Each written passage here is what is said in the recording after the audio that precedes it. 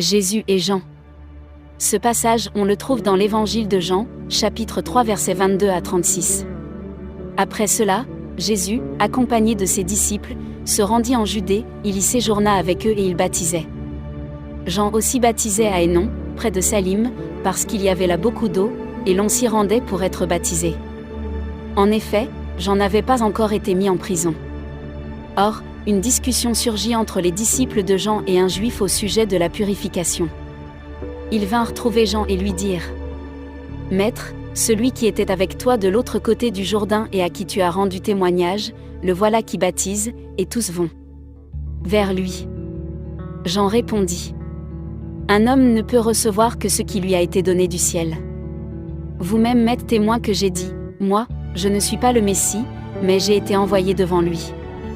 Celui qui a la mariée, c'est le marié, mais l'ami du marié, qui se tient là et qui l'entend, éprouve une grande joie à cause de la voix du marié. Ainsi donc, cette joie qui est la mienne est parfaite. Il faut qu'il grandisse et que moi, je diminue. Celui qui vient du ciel. Celui qui vient d'en haut est au-dessus de tous, celui qui est de la terre et il parle des réalités terrestres. Celui qui vient du ciel est au-dessus de tous. Il rend témoignage de ce qu'il a vu et entendu, et personne n'accepte son témoignage. Celui qui a accepté son témoignage a certifié que Dieu est vrai. En effet, celui que Dieu a envoyé dit les paroles de Dieu, parce que Dieu lui donne l'Esprit sans mesure. Le Père aime le Fils et a tout remis entre ses mains.